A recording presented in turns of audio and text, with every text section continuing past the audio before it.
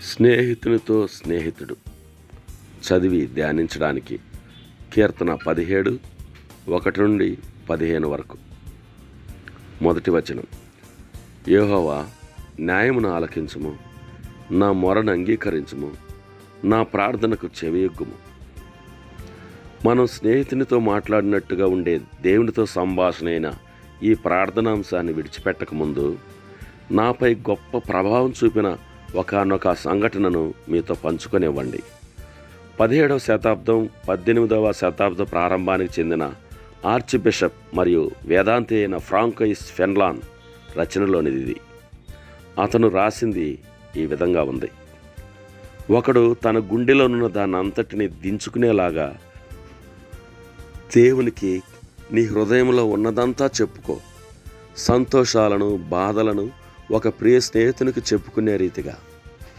ఆయన నిన్ను ఆదరించినట్లు నీ కష్టాలను చెప్పుకో, నీ సంతోషాలు చెప్పుకో. ఆయన వాటిని నిమ్మలంగా ఉంచుతాడు. నీ వాంఛలను చెప్పుకో, వాటిని అధిగమించేందుకు సహాయం చేస్తాడు. నీ యొక్క శోధనల గురించి ఆయనతో మాట్లాడు, వాటి నుండి ఆయన నిన్ను కాపాడుతాడు. నీ గుండె గాయాలను ఆయనకు చూపించు, ఆయన వాటిని నయం చేస్తాడు. మంచి ఎడల నీ అనాసక్తను, చెడుతనానికి అనైతిక అభిరుచులను బహిరంగంగా వెలబుచ్చు.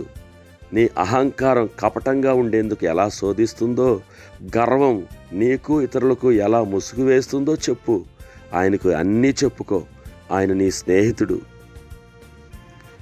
ఫ్రాంకోయిస్ ఫెన్లాన్ చెప్పదలిచిన విషయం ఏంటంటే, నీవు దేవుని ముందు నిష్కపటంగా, నిజాయితీగా ఉంటే ఆయనకు చెప్పుకోవడానికి ఏవీ కొదువుగా ఉండవు. స్నేహితుల మధ్య పరస్పరం ఎటువంటి రహస్యాలు లేకపోతే వారు సంభాషణ నుండి ఎప్పుడూ పారిపోరు. వారు తమ మాటలను తూకం వేసుకోరు. ఎందుకంటే వాళ్ళు వెనక్కు మళ్ళాల్సిన అవసరం రాదు గనుక.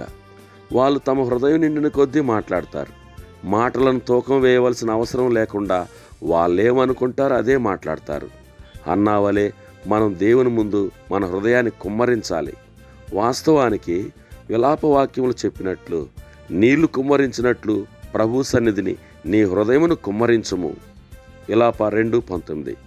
ఒక స్నేహితుడు మరొక స్నేహితునితో మాట్లాడినటువంటి సాన్నిహిత్యాన్ని దేవునితో పొందగల పురుషుడు లేదా స్త్రీ ధన్యులు. తండ్రి, నీతో గొప్ప సాన్నిహిత్యాన్ని, స్నేహాన్ని పొందాలని కోరుకుంటున్నాను. ఒక నూతన ప్రార్థనా దర్శనాన్ని చూడాలని నన్ను మృదువుగా నడిపిస్తున్నావని నాకు తెలుసు. వెనుదిరగకుండా నాకు సహాయం చేయండి.